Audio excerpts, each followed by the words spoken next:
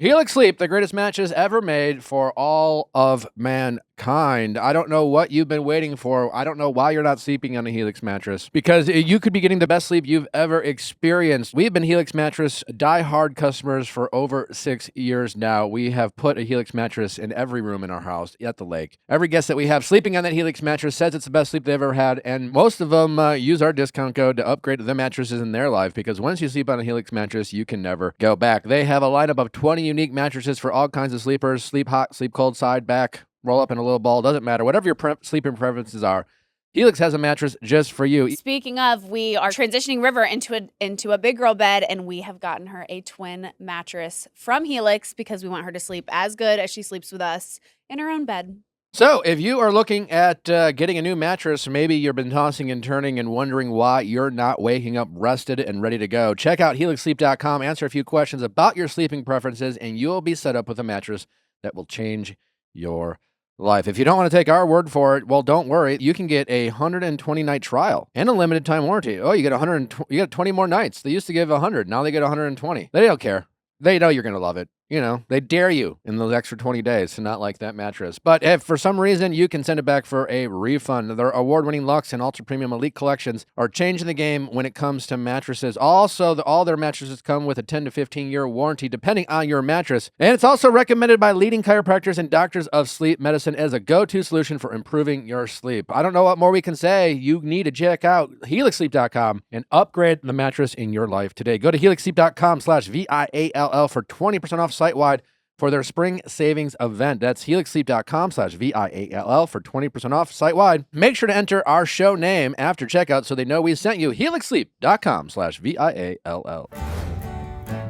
Don't forget, Viall Files Plus now offers ad-free episodes for all Viall Files episodes, including Ask Nick, Reality Recap, and Going Deeper. Plus, if you love Ask Nick, you will absolutely love our Ask Nick updates, where you get updates of your favorite calls, our deep dive on all your favorite Reality Recap TV shows, and our pop culture roundup, where we talk about all your favorite pop culture topics that we didn't get to in this week's episode, plus deep dives on our Going Deeper guest, and so much more. All you have to do is go to Viall Files Plus, and you will be lucky you did. You're crazy.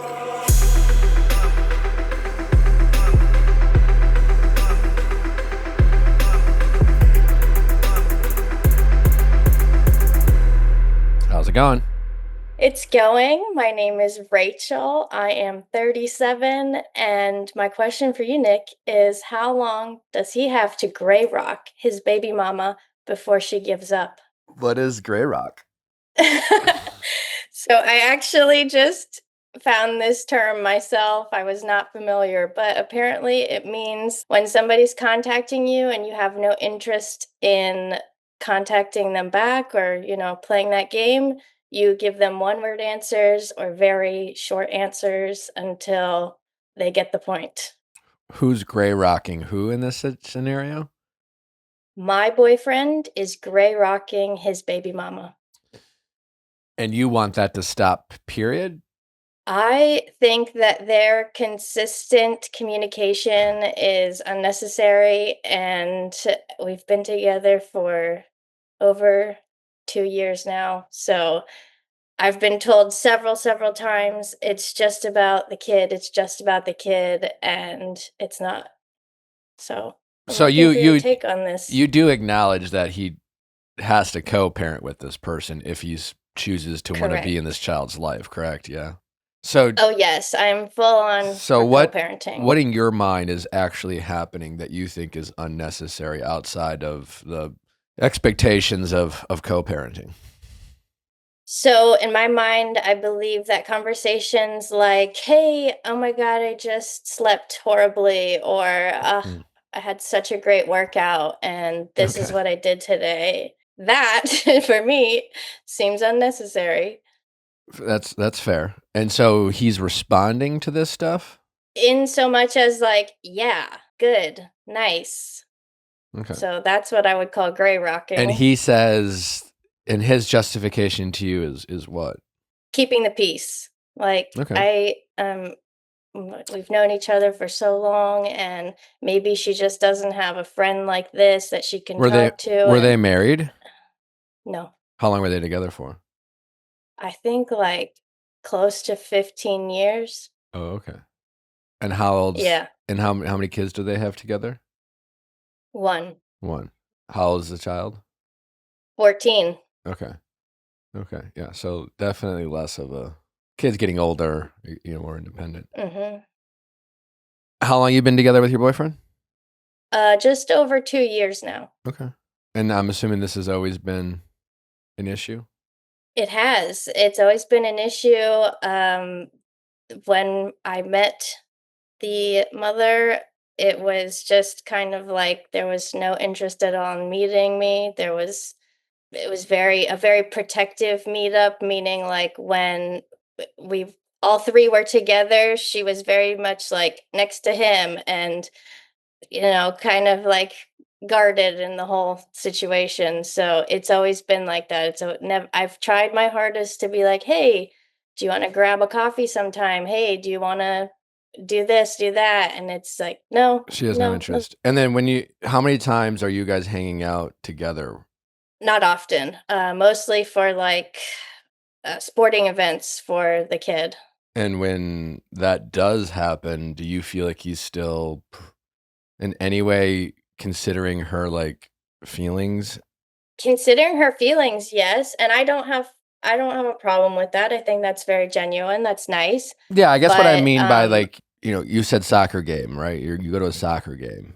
Does mhm, he treat her any differently than he does, say, any of the other like parents? yes. Because I would think at this stage, yes, it would be weird. Like you should feel like his partner. You should feel like his priority. Mhm. It sounds to me like, at this stage of the game, you really feel like this is his ex in a way that there's still a there almost, as opposed to we have a kid together and we're both showing up and we communicate because we have a kid together, but you find that there's an intimacy there almost in a way. Yeah, Yeah. it's like on her end, like this is my best friend, and I'll say whatever I want whenever I want. Yeah. Like 7 a.m. text rolling in, doesn't give a shit. Sorry. You can swear. uh, okay.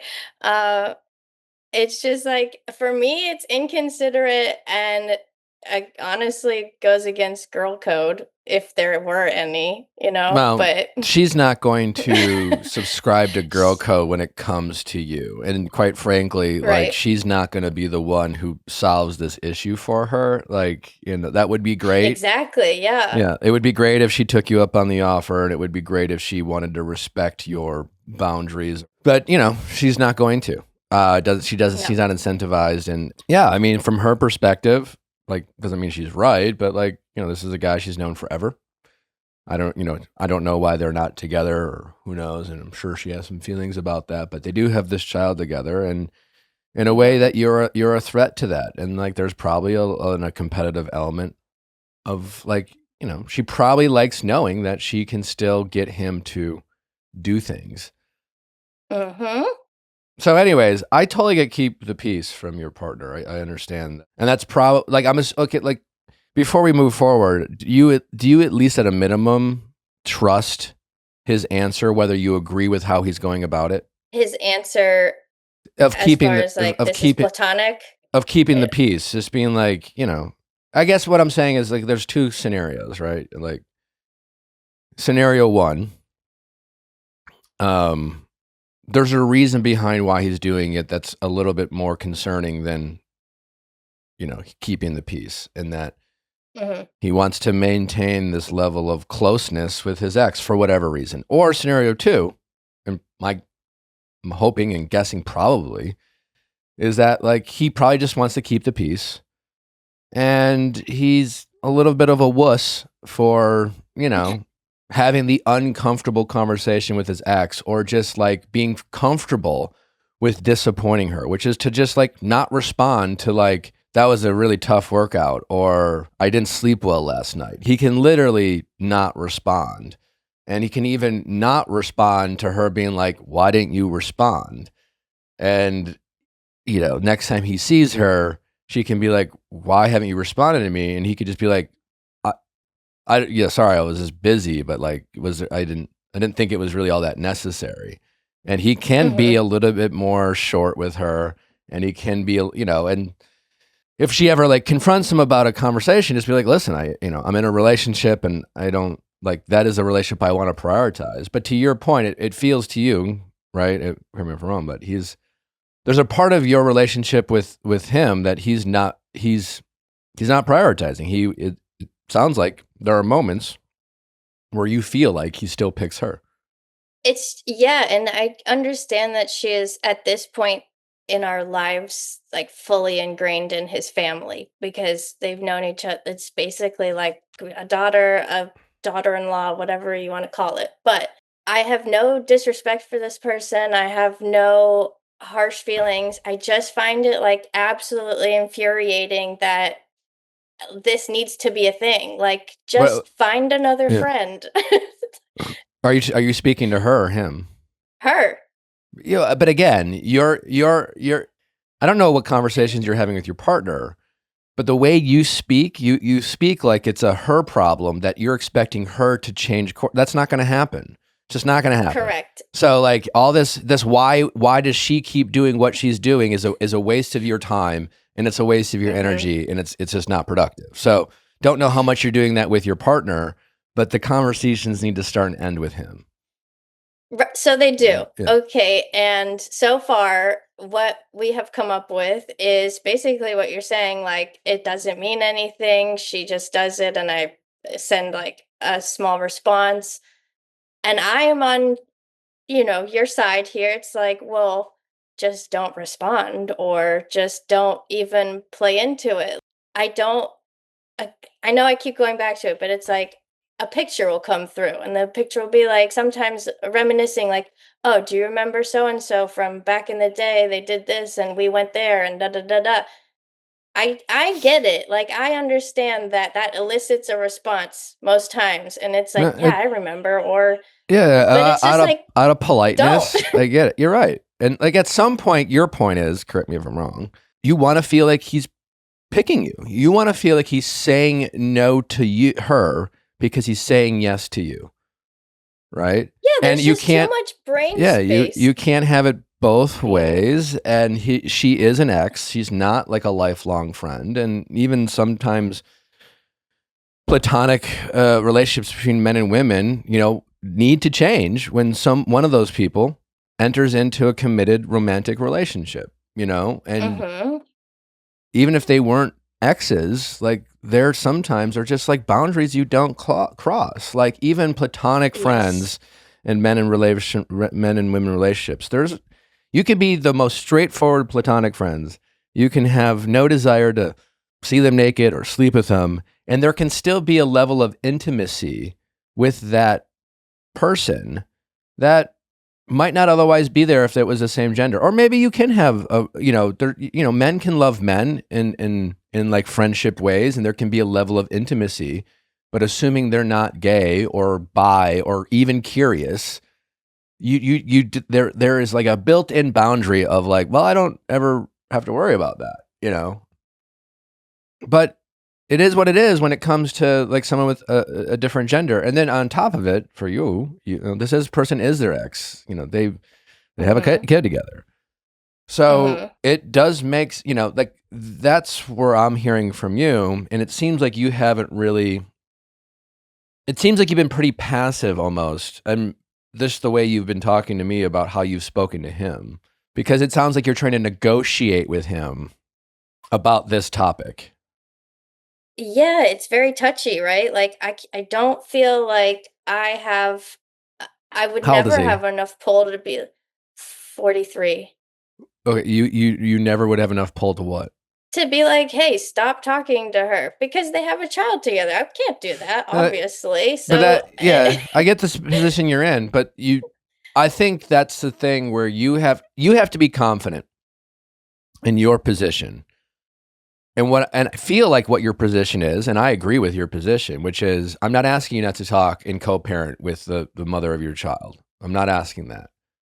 But you don't need to reminisce or respond to her like random texts that have literally nothing to do with your kid. And guy to guy or women, like he doesn't have to, to be a woman to understand that like as human beings, we'd like to test people and like we want to see what we can get away with, and we want to see if we still have any type of power or control in a situation where we definitely know we used to have power and control. And he needs to understand that. And you, I feel like, are in a position, if you found the words and the confidence, to set a clear boundary and not negotiate with him. And I think where you're losing this battle is because you want to be so respectful to the co-parent part, right? And you feel like you have to like thread a needle when it comes to what he can and can't expect. Or he's either playing dumb and being a little gaslighty by like playing dumb and acting like there's nothing he can do, or he doesn't get it or understand what the issue is. He should be able to understand if he were to just take a moment and put himself in your shoes. And if this was another guy doing this, it would bother him. It would rub him the wrong way, and it would be very clear to him what would be okay and what would not be okay. And it's just like, you want to feel like he has no issue or discomfort in saying no to her about things that have nothing to do with their child. And right now, he doesn't have that comfort. And there are moments where you feel like he's picking her because like there's this choice, right? He gets a text. He's like, oh, fuck. I know it's going to upset, it's like, it's going to upset my partner if I do respond, but it's going to make my life more difficult and accept my ex if I don't respond. And in those moments, he picks her. Yeah. And it's annoying. And he doesn't have to pick her. He can choose to upset her. But he right now feels like, and I'm making an assumption here, but I feel like I'm confident in this assumption, that his subconscious brain just has decided it's easier to upset you than it's up to upset her. But that's kind of a you problem. I mean, and that's what I'm saying is you have to change that. You have, I think you've been too accommodating. I think you've been too understanding. I think you're trying to negotiate with him about like, what is, you're like, hey, I get you have a child together. So how can we make this work? A few minutes ago, you said, what we came up with is if you guys are like, coming up with a plan together that it's so complicated and so like, oh my God, we got to sit down and really, really break this down for the next 8 hours how do we make, it's not that hard. It's not that complicated. You don't need to like ask him. You don't need his permission. The fact that he has a child with this person has nothing to do with him responding at 7:30 a.m. to like her sleep patterns. You know what I'm saying? It has nothing to do with the 14 child. So you don't have to negotiate with him, and you don't have to be like, hey, is this fair?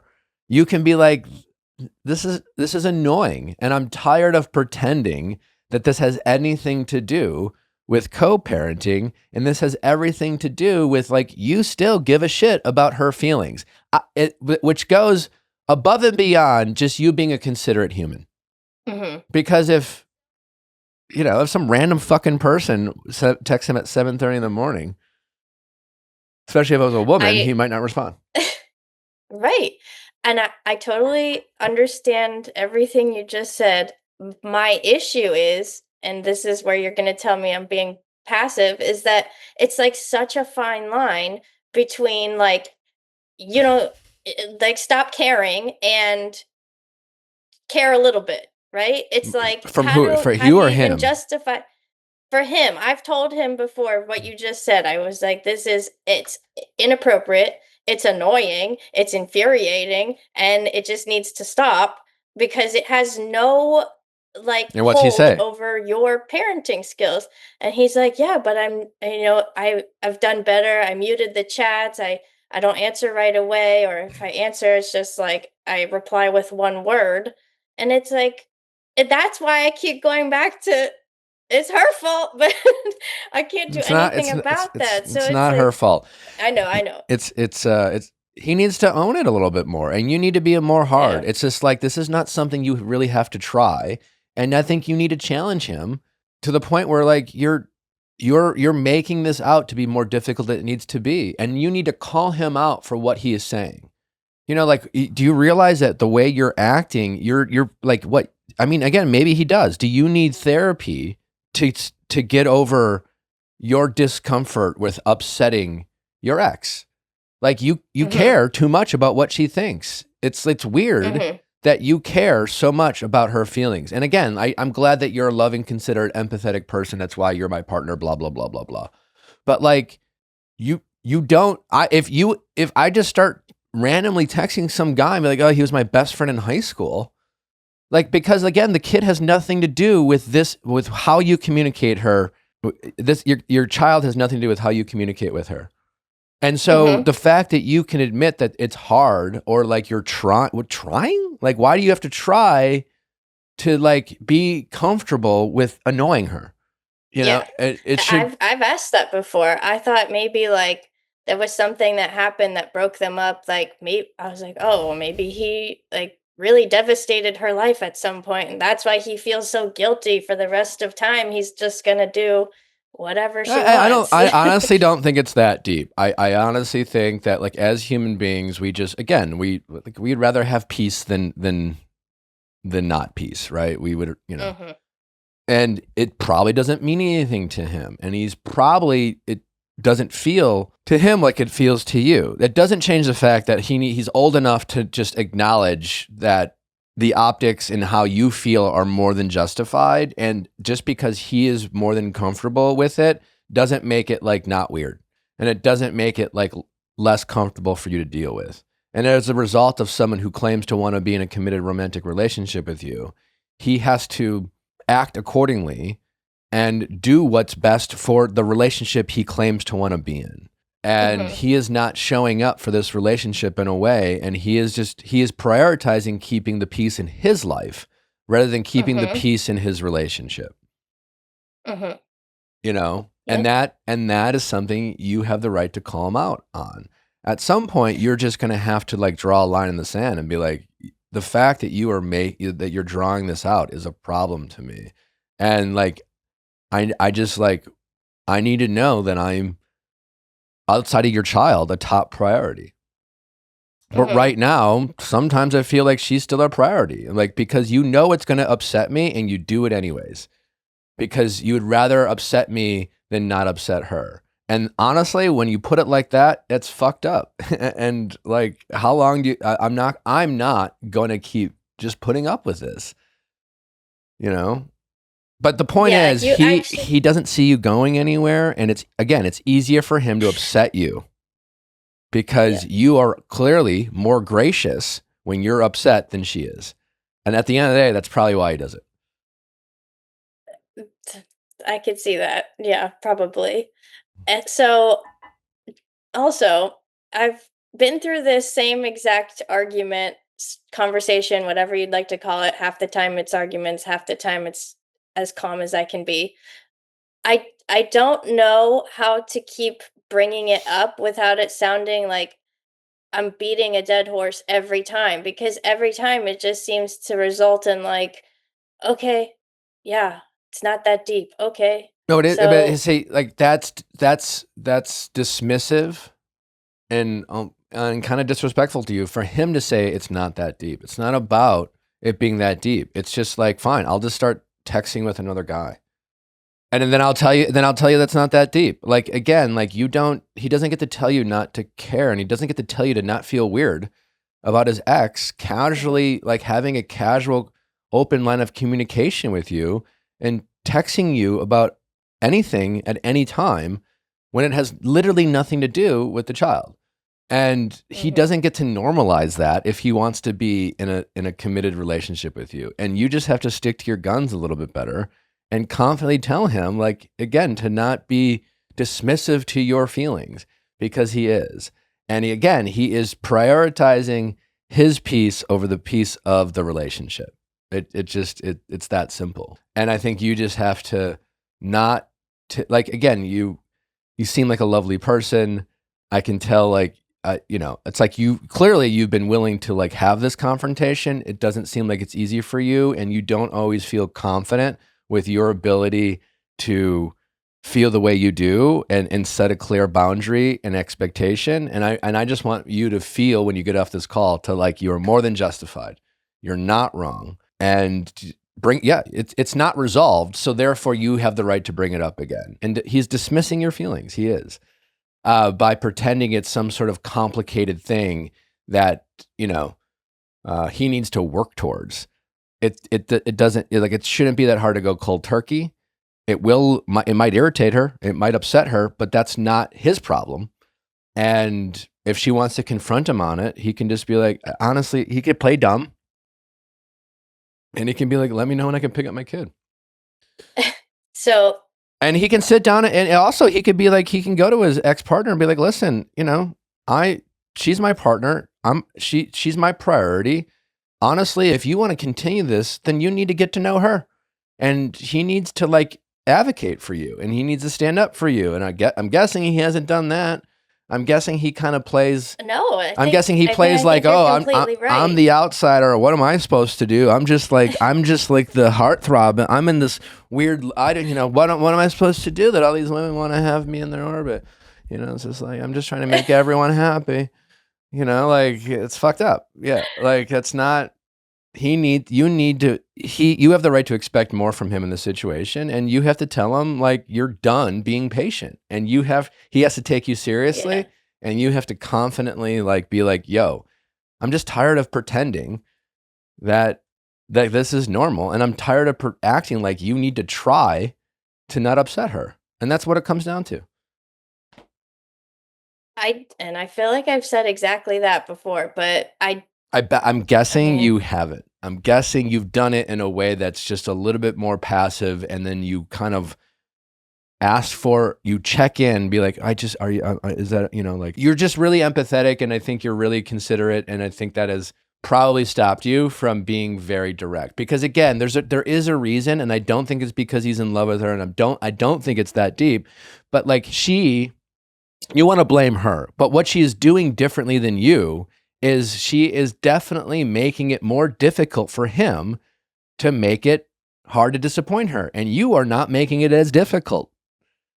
So you need to make it more difficult, And so if you want to blame anyone, blame yourself. You know what I'm saying? Like, it's honestly that simple. Like, it's easier for him to handle you than handle her in a way. And you should change that. It's true. I think that what you're saying brings back the point that it's like, if this person if my partner has to consider her feelings so much that like he's afraid to upset her, yeah, it does make me feel a little less confident having to go to him and be like, this is the deal, because obviously he keeps referring to her feelings. So, well, I mean, listen, I see what you're saying. It's a tough position, but you have to ask yourself, if this never changed, am I comfortable being in this relationship and constantly feeling like this? Do you want to feel like you're in second position to someone's ex for the entirety of your relationship? Or are you willing to put your foot down and take the risk that he won't ever change and threaten to leave and possibly create some distance, and just let him know that like, you're tired of being patient on this particular topic? And if he wants to be with you, he has to start making you feel like a priority. And you're not asking him not to co-parent, and you're not asking him not to be respectful with his ex. You're just asking him to stop the inappropriate communication, which, like, it's just a fact that it is. And it's not that hard. It's not that complicated. And he needs to man up a little bit. And I think you need to like check him on that and call him out on that. Yeah, for sure. I do. You are completely right. All right. Was this helpful? This is helpful. I've asked so many different types of people. I've had therapy about this. I've talked to my sister who is married with children. I've talked to my best friend who is married without children. And basically everyone agrees, like, the type of communication is inconsiderate and unnecessary, and I have every right to just say exactly that. So, I mean, I guess it is that helpful. the big question is, I mean, it doesn't sound like I've said anything you haven't heard maybe in a different version, but what is stopping you from taking the advice from your friends, your peers, strangers, your therapist, and putting your foot down and just stop accepting it? You are accepting it. Yeah. Yeah. You're the reason why you talk to all these people is because you want that validation that you're not crazy, and you're not, but you keep allowing it to happen. Yep. It's like a little security backup. Like, I want to make sure I'm right. But yeah, you're right. Stop allowing it to need just- happen. I mean, it's not going to change unless you do something about it. She's clearly not going to change. It seems unlikely he's going to change. And as long as he can have a cake and eat it too, because as humans, we all want it, you're going to have to put your foot down. And you're going to have to be like, honestly, I'm so fucking tired of pretending this is normal. And it's crazy that you're trying to massage this. Just fucking stop. Or like, I'm done. I'm done. Yeah, I need to do that. You're right. You're right. I just need to do it. And lose your shit a little bit. You know? Okay, I think I could do that. I can manage. All right, That's keep me posted. Doable. It's keep me posted, but this is not going to change unless you do something about it. I mean, aren't you done? Aren't you tired of talking about it? So freaking tired, man. So tired. So do something about it. You're right. Because I do think you while you're tired of it, it's keeping you entertained. I'm going to do it. All right. Thank you. Keep me updated. I appreciate you being honest with me. All I right. will. Thank you, Nick. You got this. Bye. All right. Bye-bye.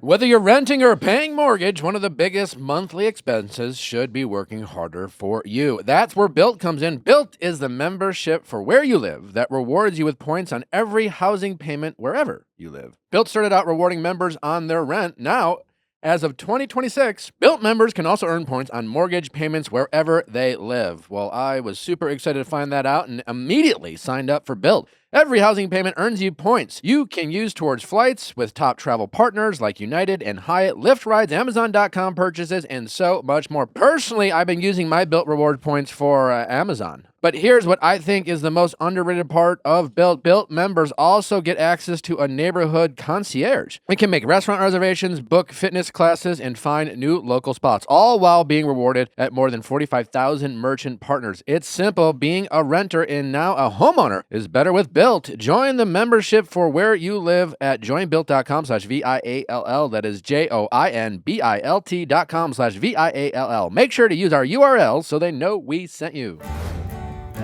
If you're pet parents like us, you know about Chewy. How could you not? They are everywhere. And when they say they have everything you need to keep your pet happy and healthy, they're not messing around. To keep them happy, Chewy has over 100,000 products from all the brands our pets love at prices we love. Foods, treats, beds, you name it, they have it, and it gets shipped directly to your door in 1 to 2 days. And not just for dogs and cats, also for birds, fish, reptiles, and more. To keep them healthy, Chewy offers pet prescriptions, pet insurance, telehealth vet visits, and even rolling out vet clinics across the country. Speaking of not worrying, Chewy has top-tier 24/7 customer service. They can give you expert advice over chat or phone, day or night. Plus, if you or your pet don't love something, Chewy's 100% satisfaction guarantee lets you return it within a year. No questions asked. From balls to play fetch for Steve or clean ingredient treats for Jeff, Chewy always has our backs. Chewy has everything you need to keep your pet happy and healthy. And right now, you can save $20 on your first order and get free shipping by going to chewpanions.chewy.com/viallfiles. That's chewpanions.chewy.com/viallfiles to save $20 on your first order with free shipping. chewpanions.chewy.com/viallfiles. Minimum purchase required. New customers only. Terms and conditions apply. See site for complete details.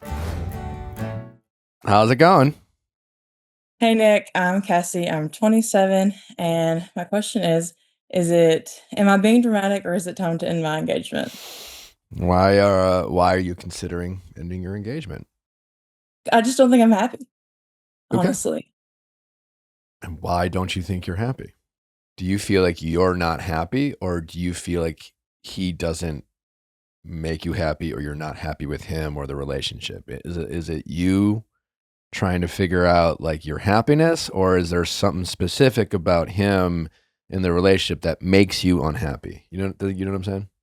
Yeah, no, I think it's Can't say both. Which one is more? it's probably him. Okay. All Like, right. I'm trying to be happy. It's just Why? Where do you feel like he is falling short? I think maybe it's just him as a whole. It's just That his sounds so existence. bad. It's like his just his presence. Yeah, Yeah, no. yeah, But try to narrow it down. like, we haven't been together that long. It was great in the beginning. How long Um, is not that long? 9 months Okay, yeah. So that's total. a quick engagement. Yes, Yeah. yes, it was. I'm picking up a bit of a southern accent. I don't know if you still Yeah, live in that area. I'm in Alabama. Okay. So culturally, like a lot of people do get married young and move quickly in relationships. Did part of your reason of getting engaged have to do with like feeling pressure from your community or outside influences? No, I think it was more like pressure with myself. Okay. I've had, like, a kind of, like, serial monogamy, What do you mean by that? just, like, jumping from one relationship to the next. I've never had, like, a long stretch of being single since, How long were you single before you met your fiance? like, a month. Okay. All right. Yeah. How like so when you guys met, I mean, like was it just a typical whirlwind honeymoon phase? Were you giddy and goo goo gaga or whatever? Is this your first engagement? It is my first Okay. engagement. So what was different about this than all your other relationships? We met, we went on a date. Our first date was, like, 14, 15 hours, and then he just kinda didn't go away after that. It was kind of, like, inseparable. Like an infection. Yeah, kinda. That sounds so bad. I mean, that's how you feel. It's harsh, but yeah, it's I didn't feel that way to begin with, though, or else we probably would not have gotten here so to the okay. Well, engagement. then how did you feel to begin with? To begin with, it was great. I was like, "This guy is, like, the best guy I've ever met. He's nice to me. This is about to sound bad. Like, he has a job and a car and a home." And I myself, like, on my own, do fine. So, like, I don't need someone for that. But you also don't want to date or get engaged to or marry someone you have to parent either. Yes. No, I don't want a parent, and I don't wanna have to take care of someone.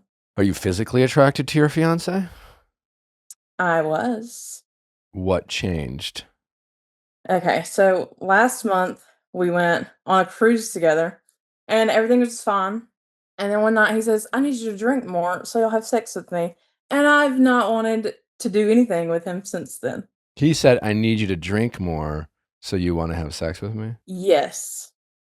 Was he serious? Yeah, I think so. It came off as He serious. wasn't goofing around.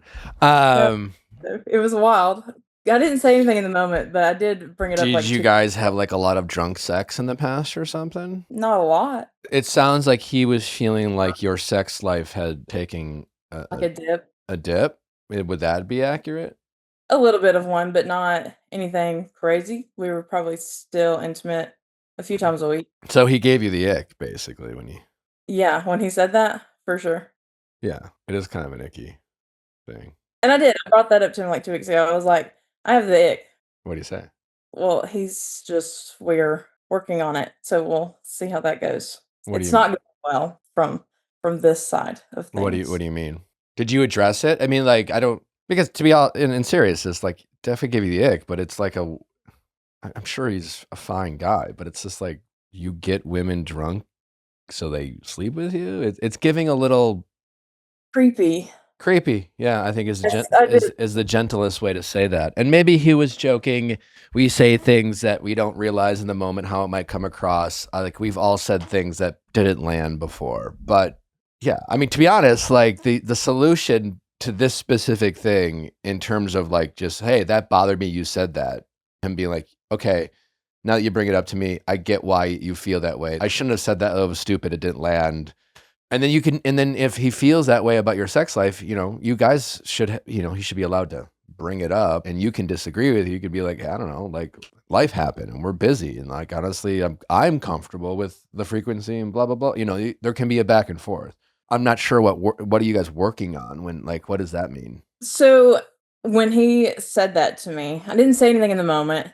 It took me a good few weeks to bring it up because it kind of just changed my perception of him as a whole. Okay. I don't know. He kind of went from like this person that I thought like high character to like not so much. And in my head, I'm like, what if I marry this person and like mask falls?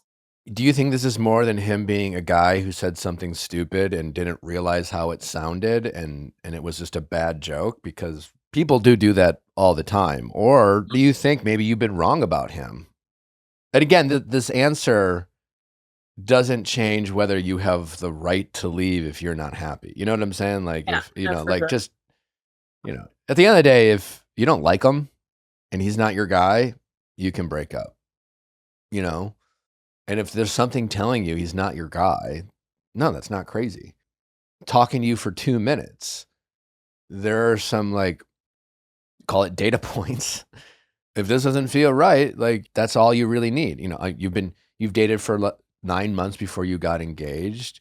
You can acknowledge that, like, you've jumped from relationship to relationship. So, like, it's harder for you to trust, like, your real feelings. Like, how much of you being in a relationship is just, like, feeling the need to, like, have someone and be with someone. You choose the best available option at the time because, like, you haven't really leaned into, like, being alone and that discomfort. And now as you get older, you're recognizing maybe that patterning yourself, and your conscious, subconscious brain, whatever, is making you realize that I'm settling a little bit. You maybe never ever had this conversation, but there must be a part of you deep down that says, if I had the guts to be alone and be single and live in that discomfort, I might not be dating him or engaged to him, and I might be holding out for something that feels more special in my mind. Because, like, I don't know, I just feel like if you really loved him and you knew him, and 9 months isn't a great deal of time, but you can have a pretty good sense of someone's character. I feel like you should know the difference between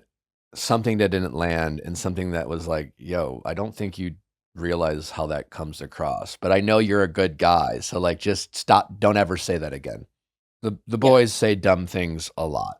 And I think us guys don't often put ourselves in the perspectives of how that comes across to women. Doesn't make what he said any less weird, but you should know, I think, inside whether he deserves the benefit of the doubt or you should look at him differently. And the question you have to ask yourself, is this an excuse to look at him differently? Because deep down, you just don't like him that much. Yeah, no, ultimately, I don't think that he's a like a bad person that said that. I do think that it was supposed to be a joke and it did not land, Yeah. maybe. Um, But but I think that might just be like me saying that I don't know who he is, me trying to make an excuse for not liking him. yeah, that's the vibe you're giving me. You don't have a hard time being in a committed relationship, so this is not like, oh, I always do this every time it gets serious. Yeah, no. So in your most comfortable state, you're feeling uncomfortable, and that's not a good sign for you. It might be a good sign that you are maturing and becoming more self-aware about what you actually need, and now you are learning how to listen to yourself in a way that feels a little uncomfortable. That makes sense. So, like, what do I do? I don't know how to do that. Let's assume the breakup's not so bad. He's like, all right, cool. How would you feel? Does that give you relief? Like, what are you most afraid of? Being alone, breaking his heart, or, you know, being wrong? Being wrong, making the wrong decision. You think there's a chance you could be wrong? Yeah, Oh, okay. Well, that's kind of a big deal. Why do you think there's a chance you could be wrong? because he's very good to me, and he's like, I think he's probably a good person. So, like, would it be the wrong decision? I don't want to make the wrong decision because I tend to do that. Does he treat you better than your past boyfriends in a way that almost feels like not as exciting or something? Like, is there a little bit of that element? We don't fight Okay. ever, which is weird. What do you A little think bit. you should fight about? Maybe not so much like fight about it. When we first originally met, he was like, I eventually want kids. And I was like, okay, I'm undecided. Okay. I'm leaning more towards no. And I told him that the other day, and he said, well, that will be okay. But is that okay? I feel like it's not. How old is he? 30. I don't know. I mean, maybe he doesn't give a shit. I don't know. I mean, I do think the conversation around like having kids and not having kids has gotten kind of weird. It's gotten weird. How so? It's and I'm obviously biased as someone who enjoys being a dad. I strongly believe if you don't want to have kids, no one should try to convince you to have kids. I think society, before people are even considering having kids, is telling you all the reasons why you shouldn't have kids. It's expensive, it's difficult, it's hard, it's going to change your life, and blah, blah, blah. You know, and I think 30 years ago, there was this built-in like, hey, like expectation of like that part of life is, you know, growing up, falling in love, and having a family. And there's definitely exceptions to that rule, but like that was a big part of people's lives and sense of purpose, you know, not all of it, but like that was a big driving force. I mean, like now that I laid out the other night, we were having a conversation, we're like, what the fuck would we do if we didn't have it? I mean, it's difficult and it's hard and River takes up all our time, but like, you know, after we've been together for several years now, and it's like, well, if we just like, would we just like go to random fucking parties? Like, what would we do at this stage of our relationship? If like, I guess maybe travel more, but like, I think we would just for us, it would lack some purpose. This is not why you called. It's just more. I agree with you that it's like it should be a big deal, and I do think people should have a strong sense of why they're giving whatever answer they're giving. You know, if you're someone who's like, I used to not want to have kids, but I might be open to it, then fine. I just think there's a lot of people like you two where you're more a little bit like sure about what you don't want, and he seems to be slightly more on the fence, but neither of you have a strong opinion. And I think that part is weird. I don't know, but doesn't make me right. It just makes it, I just have a strong opinion. I think it's interesting that you think he should have a strong opinion, and maybe you're right about that. I don't know. I feel like if you want kids, then you like want kids. Well, I guess Right. my point is that I think society, when it comes to people your guys' age, and he's not that young, has made it very like it used to be the expectation to have kids, and so if you were on the fence, it was easy to have a I want kids because you Mhm. felt supported by society. And I think nowadays it's become even like almost like the minority opinion of people who are like, I definitely want to have kids. So it could be, I could see a world where maybe deep down he does, but he almost feels weird to say that. And everyone around him says they don't want to have kids. And then here the person he loves or is engaged with doesn't want to have kids. So he's like, yeah, sure. Fuck it. I don't want to have kids because there's not enough people around him being like, listen, man, kids are hard. It will change your life. There's a lot of like, but like you'll never find a greater purpose. You know, like I don't know how many people are saying that to him. And it's like, oh fuck, yeah, purpose. That's kind of a big deal. Like it's tough because nowadays I think being young is hard. I think it's more and more difficult. I think 20 years ago, people in their 20s were graduated from college and they found a job where they could support themselves and a partner and a family. And now that's just not the case economically. And now you have people enter early adult life in their 20s and society tells them to like, still be young and still be a kid. And like your 20s are your new teenage years. And all of a sudden the years go by and we're like, fuck, I'm 25. I haven't accomplished anything. And if you're a guy in his 30s who hasn't found his purpose career-wise, that feels a very unsettling, I don't know what I want to do. And like, I guess, whatever. And so I do think it's a lot harder to be younger and think about the possibility of having kids because everything around them has changed and there's just a lot less stability. So I empathize with that. It's a challenge. Right now, he could still be searching for that purpose for himself. And I think a lot of people aren't having the conversations that sometimes kids are that purpose. Like I was born not because my parents both had these careers and they were ready to start a family. It was more like they got married and had kids and then they were poor as fuck. And my mom stayed home, my dad worked, and they just figured it the fuck out, and that's how it used to be. Now it's very different. Now everyone needs a plan for parenthood. Anyway, I don't know if that was anyway helpful at all, or even welcomed because you didn't ask. But listen, it's interesting that you have a strong point of view about his opinions about not having kids. Once again, you need to ask yourself, is that you just trying to come up with an excuse to not like him? Or does it deep down, the guy you've gotten to know, does it feel like he's not being true to himself? And that bothers you? And that speaks to like, non-negotiables and wanting different things. Yeah, it definitely seemed like the way he talked about it originally is that he really wanted kids, and now it's just like, okay, a little I bit. I hear you. I do think it's become less weird to be like your fiance because of the conversations that society has around having kids these days. Yeah, but also it could just be making another excuse or trying to anyway. What you talked about when we talked about the cruise and the conversation on the vacation is that we were gonna, like, just take some time to see if we could get back to the way we were before we went on the cruise. Because since then, like, I don't wanna, like, touch him in any way, shape, form, or fashion. Okay. So I mean, it's just like it kind of just sounds like you don't like them. Yeah, You that sounds know, why does it sound bad? You were right not to like them.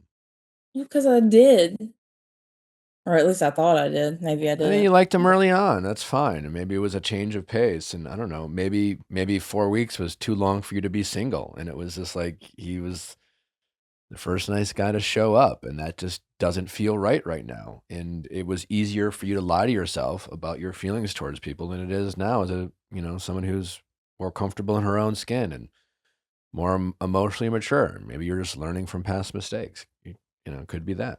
Yeah.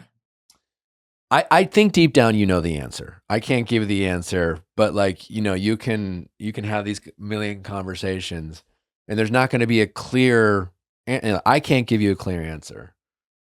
The only one who knows the answer is, deep in your gut.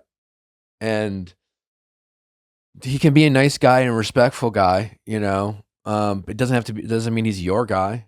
And the kids thing aside, the question is it's like, do you feel like you want to know that you have a partner, and being in a committed relationship and having a partnership is like not be at each other's throats, but like knowing that like they can stand up to you, and that like if they don't agree with you, that you will hear that point of view so that you can work through it. And maybe that includes a disagreement or two here or there.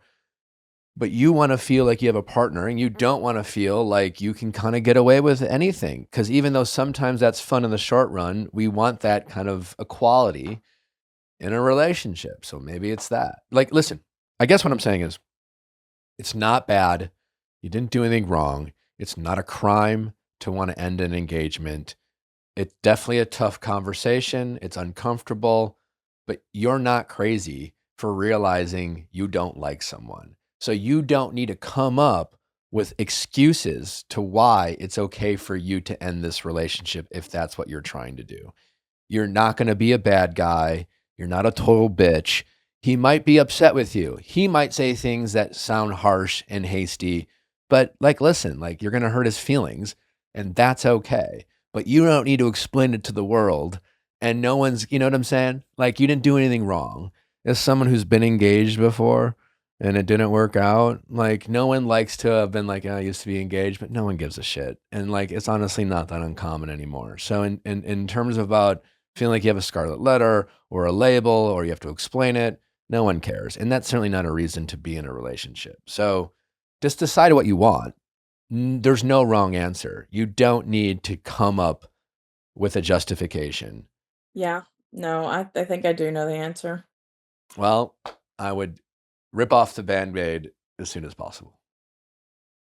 Oh my goodness. Okay. And when you do it, you can be direct, but be kind. You don't need to make him feel like a creep. I wouldn't bring up some of these excuses. I would just be like, listen, I just don't see it. I don't see it. And if you want to like, I don't think it's going to be productive me saying a bunch of things that like I think, but at the end of the day, I don't see it and I don't feel it and I don't think this is what I want. Yeah. Oh goodness. It's tough, but you'll be okay. Yeah. You'll be okay. You can get through it. Yeah. Maybe so. Probably. No, definitely. You can definitely get through it. Sounds like Yeah. you'll be free, like this is a weight on your shoulder. You're not supposed to feel this way when you're engaged. Yeah. No, you're not. Yeah. probably. It's weighing on you. It's sucking up your energy. And I understand like the breakup sounds scary, but like honestly, it's just it's not going to be as hard as you're telling yourself it is, and you'll be fine. Okay. All right. All right. Good luck. Thanks. You're not even wearing your ring. No, I'm not. Yeah. I like just shut it down. You To know? be fair, I don't wear it most of the time. I only wear it when I go out somewhere. It's because you hate him and you don't want to make him feel bad. I'm just kidding. I mean, I'm not kidding. But like I think, I just listen, like you're not doing him any favors by convincing yourself he's worse of a person than he actually is. He's just not your guy. Gotcha. All right. All right. Good luck out there. Thanks. All right. Congrats on the girls. I appreciate you. Keep us posted on how this breakup goes. I'd love to hear it. For sure. All right. Thank you. All right. Bye-bye. Whether you're in the middle of your pregnancy journey or just into life with a newborn, things are constantly shifting, including what feels comfortable. You might be getting used to your changing body, nursing, or pumping around the clock, or just trying to find your new normal as a mom. Kindred Bravely is what I always want to wear throughout every one of those moments. It's incredibly hard to get comfortable while you're pregnant. I'm sure all of you know that. But Kindred Bravely makes intimates and apparel for maternity, postpartum, and breastfeeding, as well as baby essentials, all designed to make early motherhood feel a little less overwhelming and a lot more supported. You might know Kindred Bravely for their best-selling hands-free pumping and nursing bra, but they do way more than that. They also make the softest maternity and postpartum clothes, including plus sizes that you'll want to keep wearing long after breastfeeding. And their Stork Baby collection has really cute, practical clothes and accessories for the little ones. Kindred Bravely has been trusted by millions of moms since 2015, and everything is designed by moms who've been there. Their Sublime bra is honestly something that I can't take off. It's so comfortable, and I know it's going to be game-changing once I'm nursing and I'm able to just shift things around and be able to feed my babies with no buttons or clasps or dealing with any of that stuff. Right now, Kindred Bravely is offering our listeners 20% off your first order when you go to kindredbravely.com/VIALL. That is kindredbravely.com/VIALL for 20% off your first order. Make sure you use our link so they know we sent you. Exclusions apply. One of the biggest growth hacks is realizing you do not have to do it all yourself. Upwork makes it easy to bring in the right freelancer when you need them, so you can stay focused on what you do best. Staffing up is always a big challenge for every company because sometimes your needs are temporary, short-term, and it's also just a pain in the butt to hire good talent. Let Upwork help you do all of that. Upwork is a one-stop platform to find, hire, and pay expert freelancers across web and software development, data and analytics, marketing, business operations, and more. Upwork helps you grow your business by giving you fast access to specialized talent across 125 plus categories so you can fill skill gaps, launching products faster, and scale support up or down without committing to full-time headcounts. You can browse profiles, review past work, and get help scoring the role you can hire with confidence and get started quickly. With Business Plus, you can access the top 1% of talent on Upwork, and with AI-powered shortlisting, you can get matched to the right freelancer in under 6 hours. No endless searching required.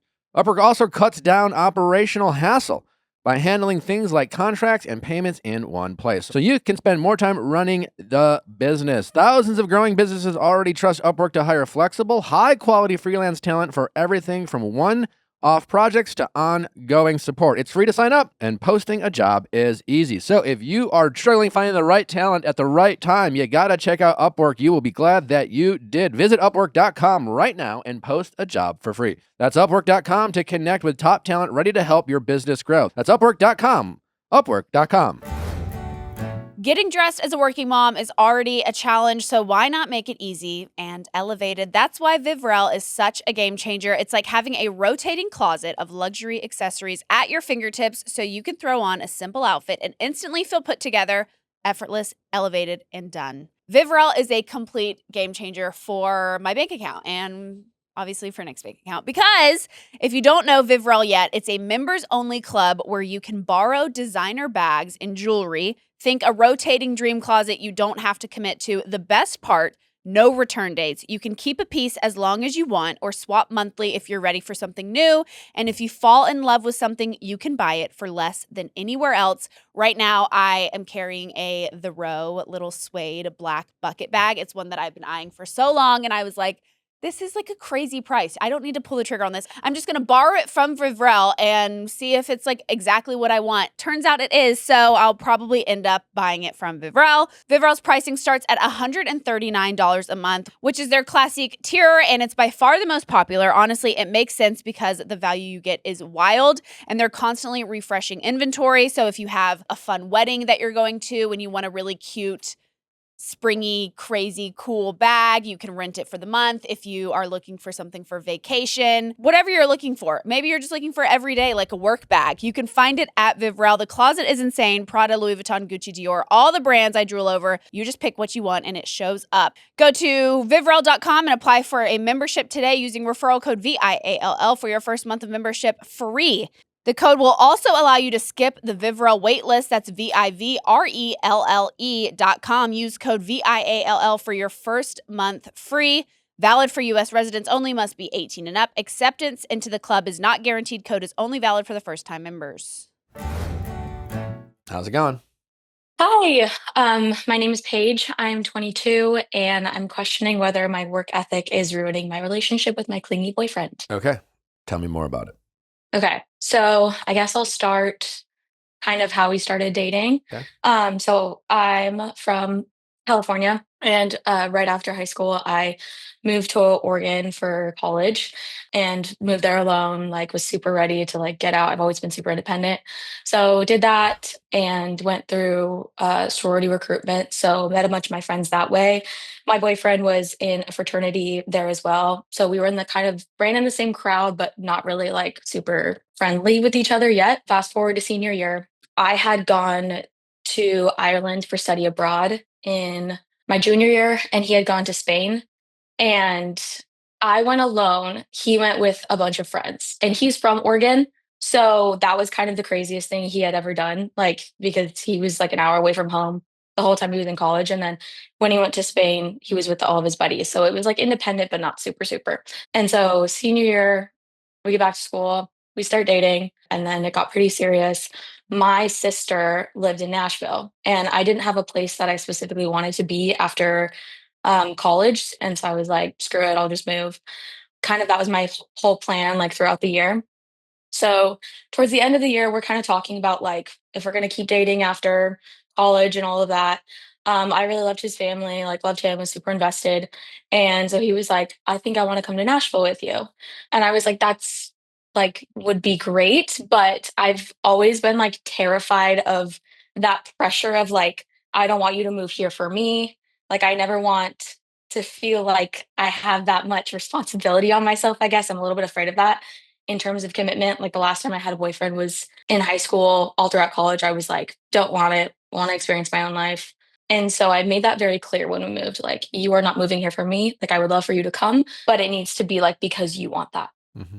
So I moved here in July. He moves out here in September. He had an internship over the summer, so stayed in Oregon. I was living with my sister at the time before I moved into our apartment in September. Having a great time, loved it.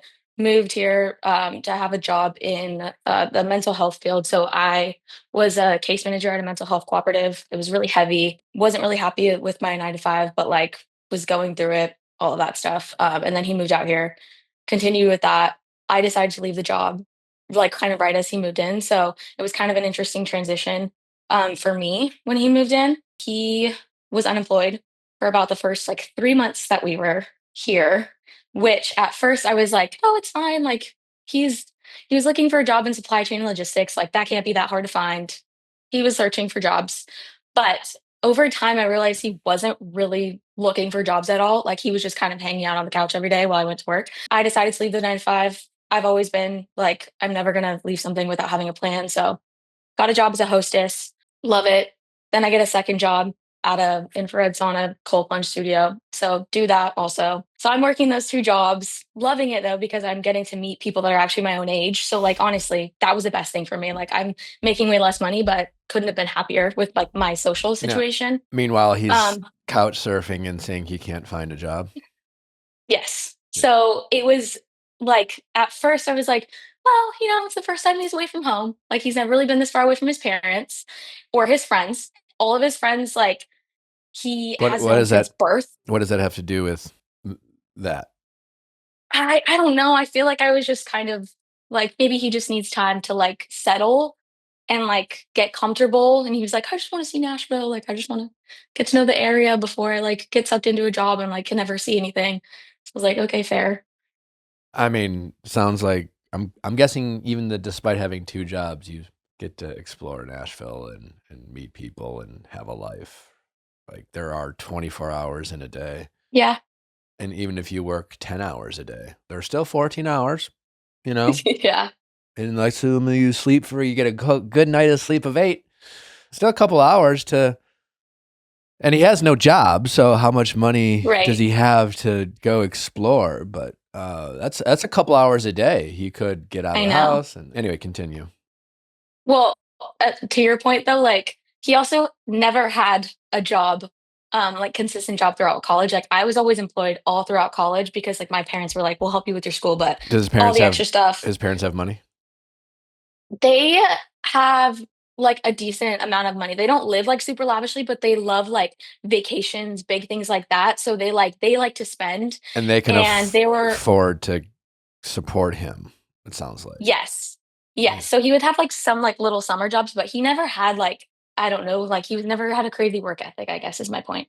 And I grew up with a dad that like worked his ass off. Yeah. And so I think it's kind of unattractive to me when I don't see that kind of drive in my partner. Yeah. Yeah. Um, yeah. Sounds giving So you the ick. a little bit, yeah. So I'm working those 2 jobs. He finally gets a job. Actually, my coworker had said like, "Oh my gosh, he's in supply chain. Like, tell him to look into this company." He does. Goes through the interview process. Is going through a couple interview processes, and at that point, it was kind of bizarre. Like he would like go through 'em and be like, "Yeah, but I'm not really interested." And be like, "Why not?" And it was That's he has crazy. this That's crazy. yeah, yeah. So he had this like confidence, almost like I know that I can get a better job than that, all this stuff. Because his dad's in sales, and Okay. he takes him through. Like he's a very confident person, and Your he kind boyfriend. of takes after. Yes, and his dad, they're very similar, and so I think that because of like all the people and men that he's been around, he has like this confidence without having the kind of pedigree to back it. Like he just hasn't done. I'm like, you haven't done anything that your dad's done. Like because his dad is a hard worker. So that always kind of bothered me. And then he's going through these interview processes and is like, I think that I can do better. And I'm like, but you don't have any like history that you have done. So like, Well, first of all, like, okay, so here's where I think you could tweak your messaging to him if that's what you Mhm. want to do. He also just might not be your guy.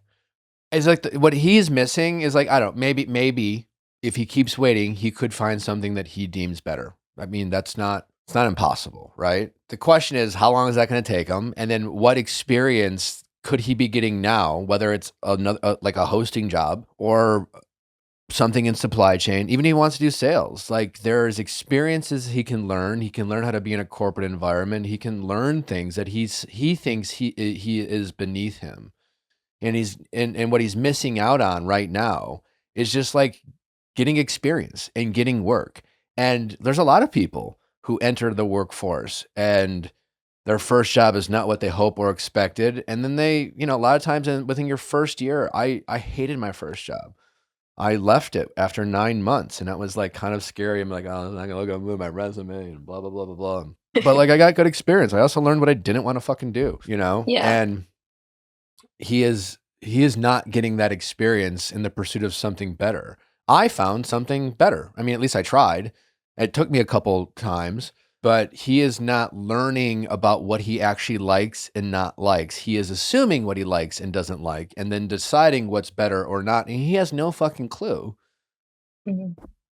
what he actually likes. I mean, he's never really worked in this space, and he has a deluded and delusional kind of perspective of what it likes to be in the workforce. So, when he says it's not about debating and arguing with him whether he's going to find something better, because you're kind of daring him to prove you wrong.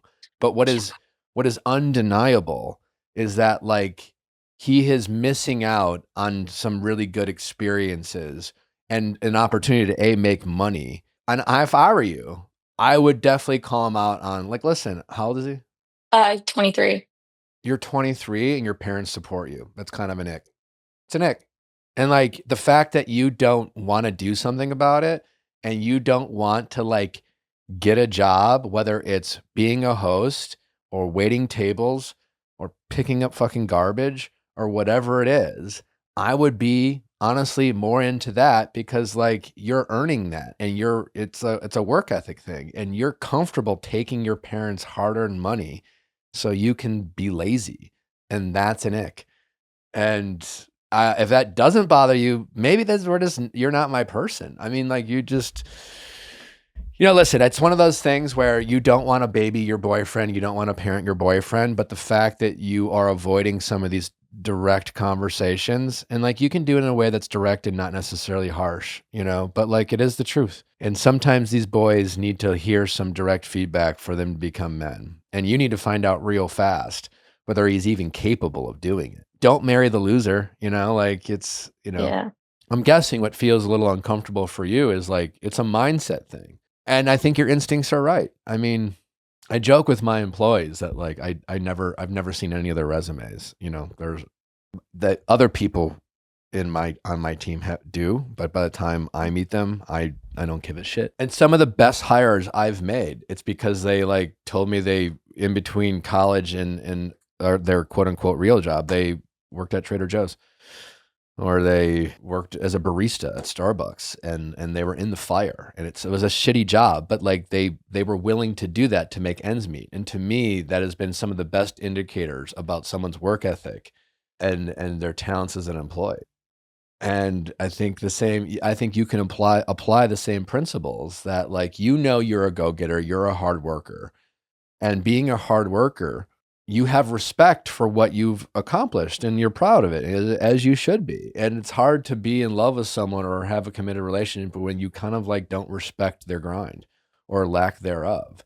And then the obvious question is like, if I marry this person, am I always going to have to be their fucking cheerleader? Am I always going to have to motivate them? What happens when you have kids? How helpful are they going to be? You want someone who's willing to raise their hand and say, how can I help? Yeah. And doesn't sound like that kind of guy.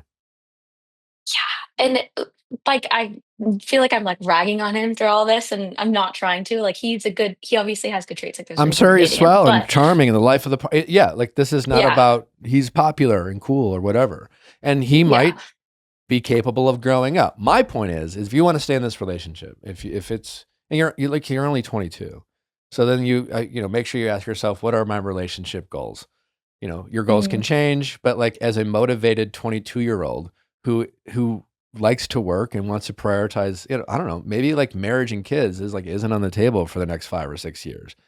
And at the end of the day, maybe what's the point of still investing in something where it's just like, even if I marry him, like you're not going to be forever. I don't know. Those are fair questions to ask yourself. In the meantime, while you are with him, it's important that you figure out whether he has the ability to like check himself, make some moves, hear your feedback, and want to prove to himself and to you that he can grind. He can grind. yeah. He can do the uncomfortable things because life is not comfortable and we don't always have mommy and daddy to take care of us.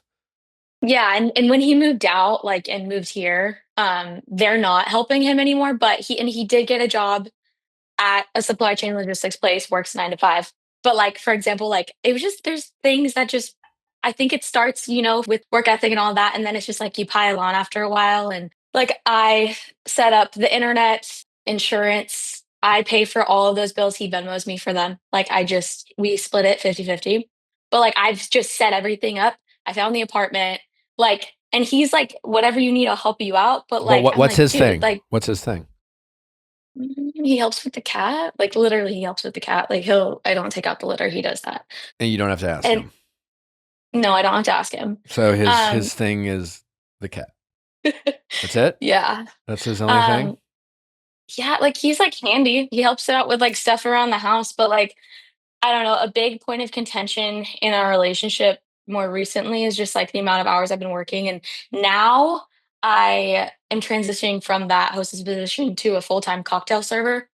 And so I'm starting a new job, and I was kind of between staying at the restaurant and moving to a server there or starting this new job. I was kind of being pulled in both directions. And when I asked what he thought I should do, he was like, "Well, when will you be home more? Like, which job?" And I'm like, that is so not what I needed to hear. Like, because he just wants me to be home more. Like, that's like all. Like, and I'm like, dude, like, I need to make money, but also, like, he just hates that I work so much and like the days that I have off, like, I've been, His sense of urgency is just different than yours. There's yeah, something about, you know, I didn't grow up with a lot of money. I mean, I had a great childhood, but like, you know, I grew up with a scarcity mindset. You know, I grew up with how my parents, you know, they had a fear of constantly, how are we going to make ends meet? And I think, I don't know what your childhood was like, but for me, I like, you know, it's things I, you know, will have to work on or whatever. But like, I would take that over the alternative, because that has allowed yeah, me to grind and have some urgency and not take things for granted. And it sounds like, you know, your boyfriend has a default of like, listen, at the end of the day, I'm gonna be okay. You know, because like he's always been okay. hmm, And he's never really been like in a position where he's wondered like, are we gonna be okay? And it's always worked out for him. yeah, And yeah, that's hard to change, you know. But I guess what I'm saying is, if you're young, so like you just don't. I don't think you don't need to break up with this guy. Or like you don't need to be hasty. I do think you need to not feel bad about how you feel about this situation, and not apologize for prioritizing yourself and your career, and be willing to check him a little bit and challenge him and see how he responds. Is he up for the challenge? So we had our first conversation about like all of this because I've been saying this for a long time, and my sister actually helped me out because him and her don't really like each other. So my sister lives in Nashville, and she's basically like, he gets to see you all the time. Like, I never actually get to hang out with you because your days off, you're always with him. And he's like the same with her. Like, your days off, like don't hang out with her, like hang out with me. So it's always an issue with them. But I was like telling her all these things, vocalizing it, and she's like, just talk to him. Because my final straw, like this past week, was I got home from work one night, had a really long day, and he was like, do you want to go to the movies? Because he's been reading the new Hail Mary book and he wanted to go see it. And I was like, oh yeah, but maybe not tonight, like maybe tomorrow. And he's like, okay, cool. So the next day I'm at work. I get a Venmo request for half of the movie ticket. And I was like, I can't. Because like we have been having an issue with Venmo requests before. Like, I split the bill, everything split. Like, It's it's crazy. always a Venmo request. It's so annoying. So that was like my final straw. I was like, I can't. And so I declined it. And Smooth. Yeah. yeah, I have a screenshot of the text. It was basically, he texted and said, why'd you decline my Venmo request? And I was like, because you Be- asked me to go to the movies last night, like blah blah blah, like I don't want to pay. And he was like, his response was, that's how it's always been. Like, when has it not been like that? And I was like, Starting today. no, yeah. So I was just basically like, no, it has, but I hate it. And that's all I said. And so I was just very prepared to have a conversation when we got home. So we had a conversation, and I noted some of like his points and my points because I wanted to tell my sister this after, because I was like, I need to remember this because I can very easily be swayed when people make me feel bad. So I'm like, remember the conversation. I love that you took notes of your argument. Yeah. So a lot of the things that he was saying was that like, that one main point for me was like, I told you not to move here for me. Like, this wasn't for me. Like, you're supposed to move here because this is a new start for you too. Did he bring that up? Um, Why did you feel the need to bring that up? because we had been going back and forth with like money and things like that. And I think he just made a point of like, we were supposed to move here and like spend time together, and like we never see each other. And I was just kind of like, I told you not to move here for me. I told you to move here for like, just because this worked for both of us and like all these things. And he was like, I moved here for us. But that's bullshit. Couple things. One, I think you could strengthen your argument by, it's not about the moving, but I do think you can call him out on the, but I moved here for us. I'm like, that's, you trying to be romantic isn't going to change my mind. The point is, you like, I made this clear because I never wanted you to be able to throw it in my face Mhm. that where you live is, you don't get to use that as a reason for you being unhappy and expecting more of me. You can expect more from me because, there's things in our relationship, but like what I'm hearing is I have no friends. I have nothing better to do. So I expect you to hang out with me. Second of all, this is not about you. It's about making a life for himself outside of this relationship where it sounds like he's chosen not to do. He is hanging out with friends at work more recently, and like Okay. he's having fun with that. So I'm really actually very happy for him. But the thing that sucks is that I feel bad because when he leaves, I'm so happy if I know that I'm coming home from work and no one's gonna be at our apartment. And like that's been like my more recent like epiphany, like, oh shit, I probably shouldn't be in a relationship because like Maybe he just it's a means so much. relationship, or maybe like at 22 years old, you shouldn't be living with this guy. There is that. Yeah. Like you can be in a Yeah. relationship and take it slow and get to know each other. And again, like the challenge is like, 30 years ago, being 22 and in love made a lot of sense, and people settled down and had kids, and that's just not how a lot of people are rolling these days. So nowadays, it's like you're 22 and you're like, I don't know, 20 later mid to late 20s, maybe I want to like get married and have kids. So like that's 5 years Mhm. of potentially dating someone that isn't going to have a ton of progress, especially if you choose to like move really fast in the beginning, which is to say to Yeah. move into with each other and play house, and like moving in with in a relationship sooner than it needs to happen is going to create these feelings like you're feeling now, which might give you incomplete information.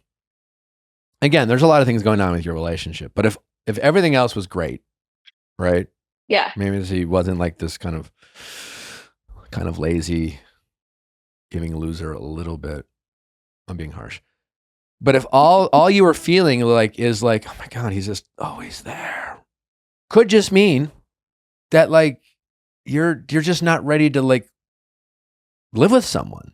That in Yeah. your independent, still young, I moved to a new city, I got my sister, and like you want to have a little bit of both, like it could just mean that. And he could be a guy who, again, if other things were equal and was also as equally as motivated as you were with work and prioritize having friends. And now that could present other challenges. That could present challenges if you guys feeling like, hey, like let's just make sure we're still coming back to each other. And I'm glad you're making friends and I'm making friends, but like that can create problems and distractions and temptations and things like that. So there's no path that doesn't take work in a relationship, but at least that path would be more in line with the lifestyle you want. Like you're living a path right now where he's just like there. He's just comfortable with existing. And again, I don't, what are your relationship plans? I mean, you live with this guy. Yeah. So I what do you guys want for each other?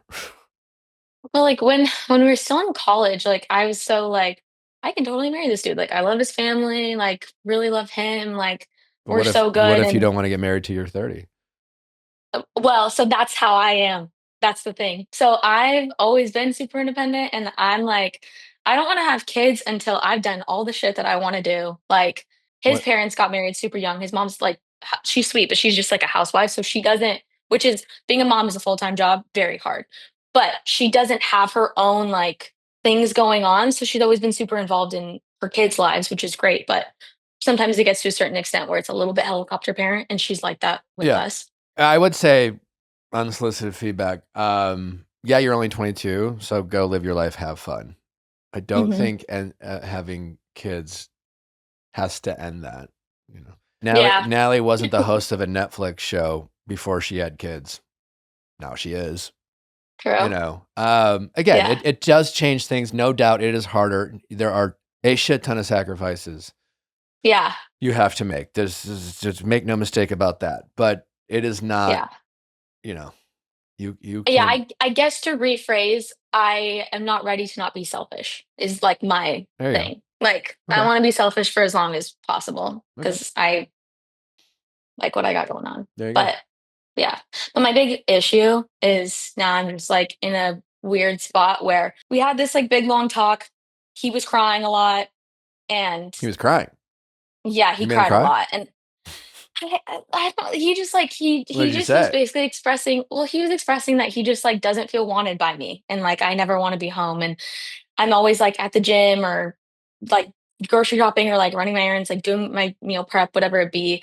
And like I don't give him enough attention. And like when I get home from work, I'm just tired and I've been working for 9 hours. So I'm just like, I just want to eat and go to sleep. And I get home and give him a kiss, but like he wants me to like lay on the bed with him for like 15 minutes and just like sit there. And I'm like, I'm hungry, I'm uncomfortable, I want to go to bed. And so that's been kind of a point of contention. And we just honestly, we aren't really having sex anymore either because I'm just not interested.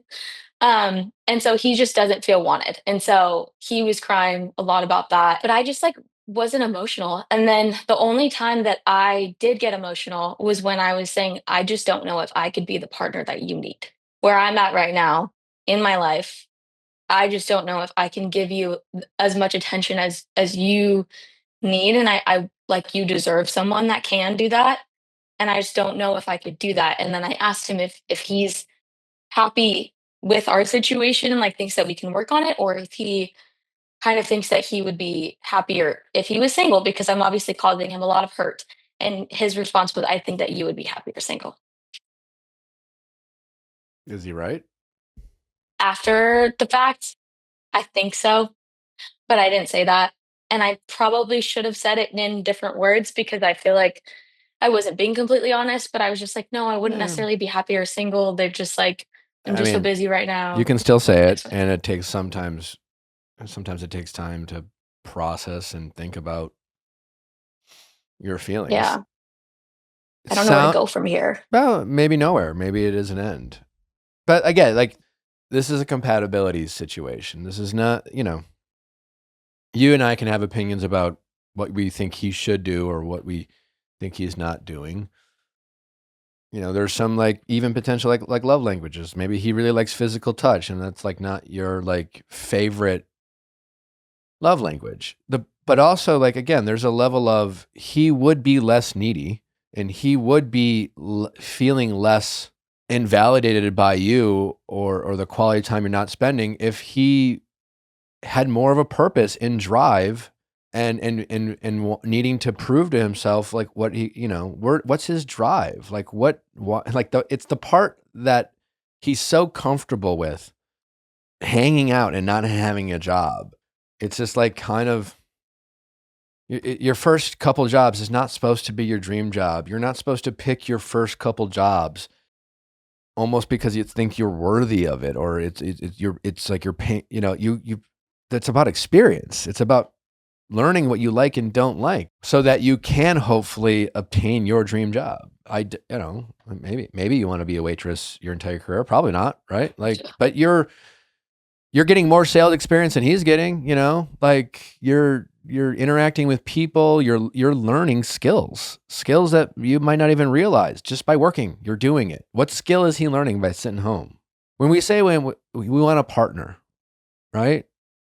So what does that mean? Partnership. It's like a teammate, someone to do, what are all the cliches we say when we, talk, our vows or whatever. I want to do life together with you. Well, okay. Well, it's a cliche, but there's some like, we mean that, but we have to apply it. Like he just wants you to be around to have quality. And that's nice. Quality time's important for especially a lot of people, but like, what are you doing together as a team? What are you driving for? If you felt like his efforts and energy matched yours and he showed up and it doesn't always have to be the same, like at the end of the day, you both have to feel like you're contributing. Nally and I feel like for the most part, feel like we are contributing to the life that we've chosen to have as parents, as coworkers, as homeowners.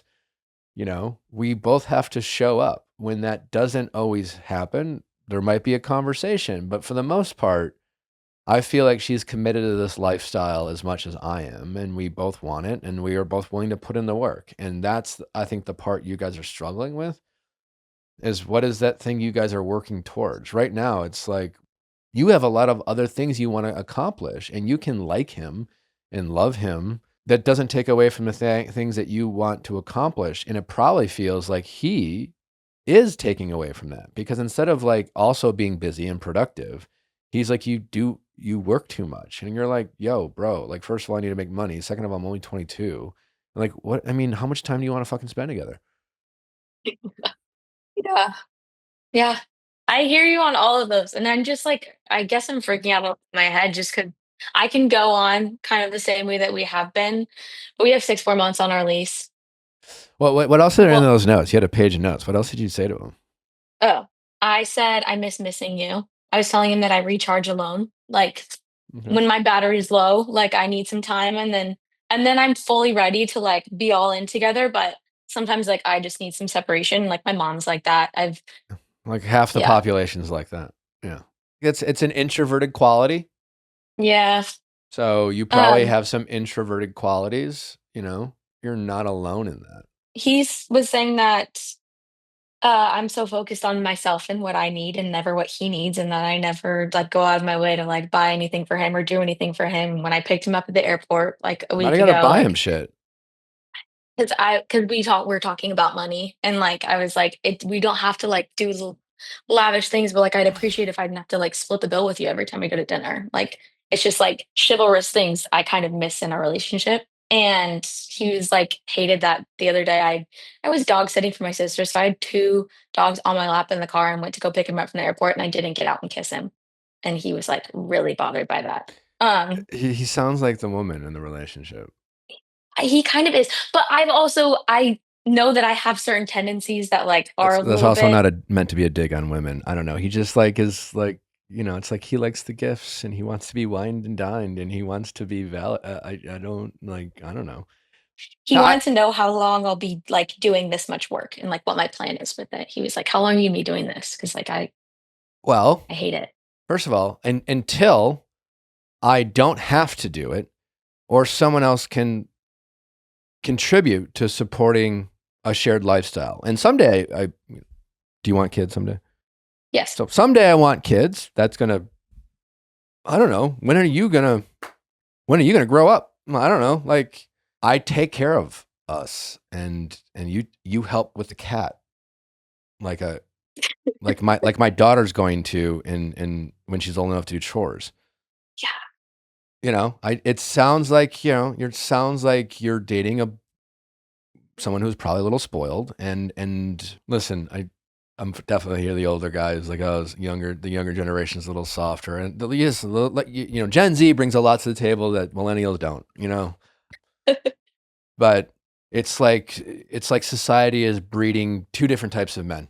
The really empathetic, understands the plight of women, soft, boyish, maybe kind of a loser energy, or this like toxic, red pill, aggro masculine, has Yeah. all the wrong role models, but they are motivated and they do the grind. And it's just like you can be a good guy and you can still be chivalrous and you can still want to be the king of your castle without being kind of a misogynistic dick. You know what I'm saying? There is a middle ground, but it Yeah. does feel like in today's society we're just in everything we're lacking the middle ground. Anyway, I digress.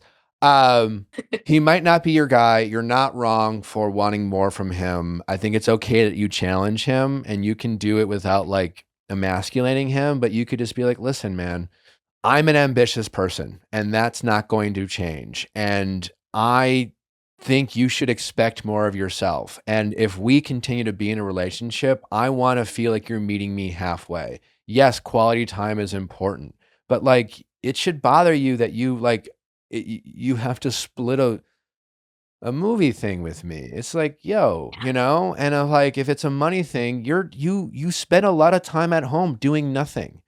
And I have two jobs, you know, He has a job, so he but does you work the 9 to 5, but you but have yeah. two, and I'm just simply Yeah. saying that like your point is like I'm young, I got a lot of time on my hands, and you still Yeah. have free time to go out. If he is your guy, he has to be open to getting some direct feedback from you that doesn't make him feel threatened or emasculated or resentful towards you needing more from him. Yeah. It's great that he's empathetic. It's great that he's gentle and kind and lovable and in touch with his emotions, but like, man, the fuck up. Well, that's what makes it so hard to, like, have conversations with him too, because I don't wanna hurt him all the time, and I know that that's something that I need to work on, like, just being more honest and like having the hard conversations. Doesn't mean him being hurt by hearing how you feel doesn't make you the bad guy. And Okay. it might mean Yeah. you're incompatible, but if you are Mhm. constantly hurting your feelings simply because you are speaking your truth or communicating your expectations of what you need in a relationship, doesn't make you the dick. But just Yeah. because his expectations are of the more romantic nature, it's like, well, all I want to do is to spend time with my girl. Like, okay, fine. But like, that doesn't. Yeah. And if you were filming a reality TV show, that would land really well. But in reality, I want a partner who's going to show up in more than just ways of wanting to spend time with me or taking care of our cat. And I want to know you can do the hard things. And I want to know you can grind. Yeah. He just doesn't want to have anything better to do than to hang out with you. And that's like not as romantic as it sounds, or he wants to believe it sounds. Yeah. It's really nice in my head. I'm like, oh, he cares about me so much and I should be grateful. But it's not attractive a lot of the time because I'm just like, I can't breathe. What you can't do is accept this as normal and Mhm. silence your feelings about this. And he's like, oh, but he makes me laugh and he's a nice guy, so I should marry him. Yeah. I needed this. I needed someone just to tell me that. Yeah. Okay. And he has every opportunity to not be a loser. It's not that hard, Yeah. You just want to see a little fucking ambition. You would probably be like Yeah. so turned on if he was like, yeah, I got a second job. Yes. It's just like, is he at least like in great shape? I mean, what is he doing with his free time? Is he like excelling in anything in his life?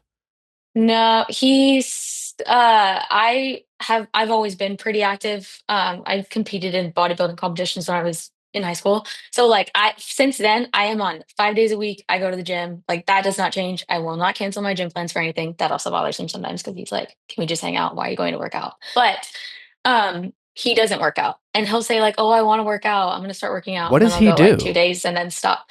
He sometimes plays video games. He'll just come home or he'll go to a record store. He likes his records, but honestly, not much. On weekends, like he'll go out with his work buddies and go drink. He's But your age? yes, I mean, yeah, he doesn't have any passions. He doesn't. No.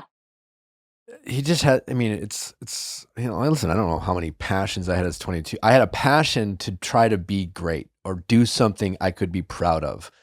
And, Mhm. that should be enough. He doesn't have that. He is just comfortable with being average. And that's okay for some people. It's definitely not okay for you. I don't want to just exist.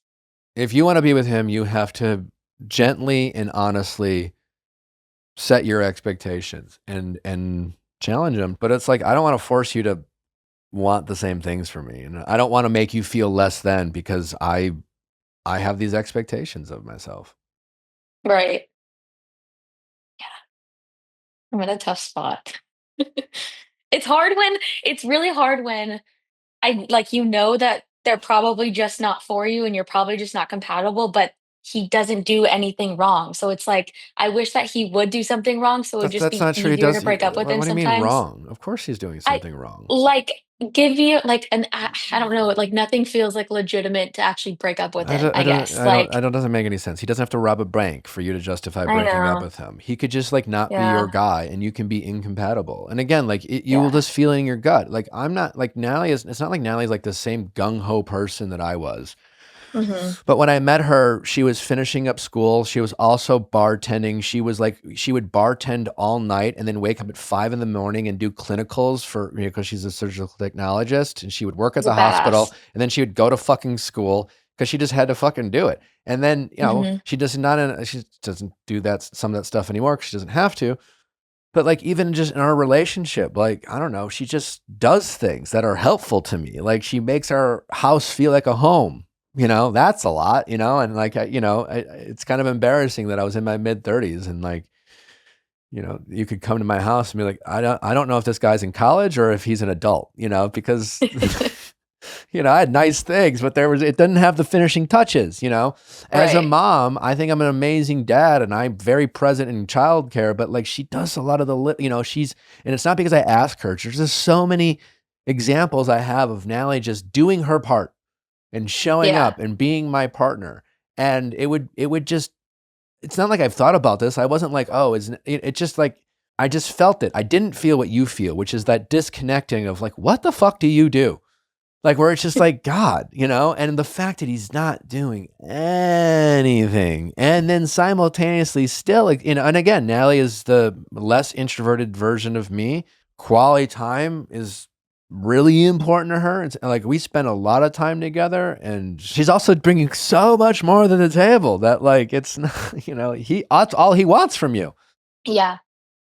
And he's complaining about that while not making your life easier in any other way. That's kind of the thing, it's just like, he's not an employee, but like, like whoever, whether it's an employee or a partner, the people you have like other than family, right? Family, it's just like, I don't know, you're my parent, you're my brother and sister, you're my family. Can't do anything about it. And I don't even really like you, but I love you and you're my family. And I'll see you at Christmas, if nothing else, But the people you choose to be with you in your life, the people that like it's an option, whether it's friends, whether it's romantic interest, at the end of the day, they have to make your life easier and better, right? Like there's going to be challenges, but like every day, like to be like, yeah, I know why I choose you. And you're at this crossroad of like, man, you're a lot of fucking work, And it's like, Can I tell you something else? You just reminded me something. Sure.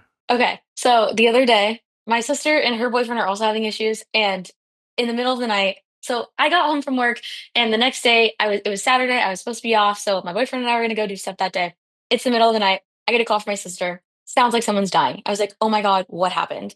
Her and her boyfriend had a really big fight. She's like, I think we're going to break up. I need you to come over. I was like, I'm on my way. So get up, get clothes on, run out of the house. She's like, where are you going? I was like, I'm going to my sister. I'll see you tomorrow. And so then I drive over to her house and spend the night with her. We have a whole night. Come back the next day, like probably like noon.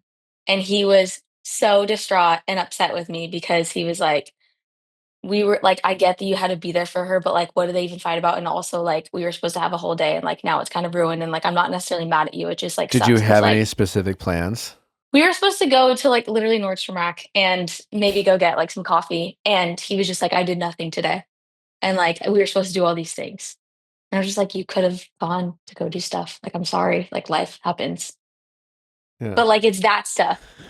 Yeah. And I was just like, oh my God. I think he's not your guy, honestly. I mean, it's hard to imagine he's going to make some big, meaningful changes. I could be wrong, but you have to make decisions knowing that how you feel is valid and okay, and you're not wrong. You're crazy, and if you want things to change, you have to make them change. Yeah. And accept that he might not be capable. Yeah.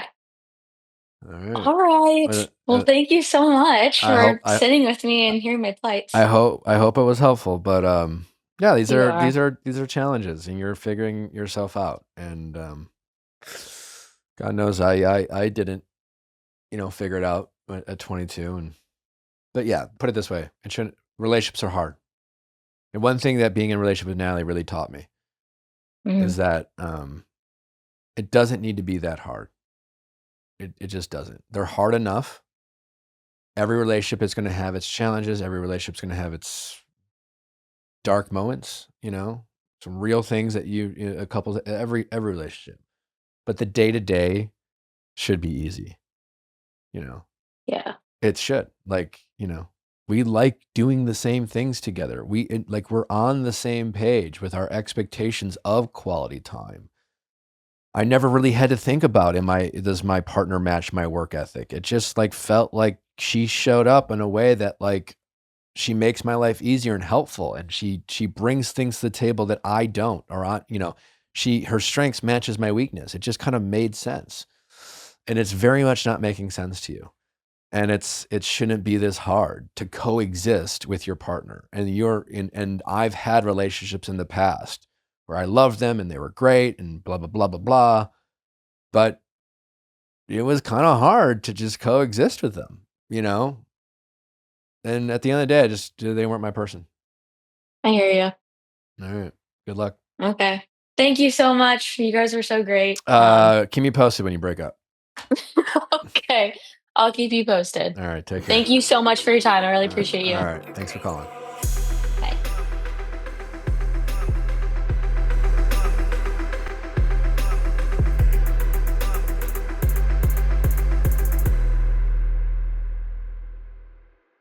Hey guys, if you loved what you listened to, make sure you hit that subscribe button below. Thanks for listening. We'll see you next time.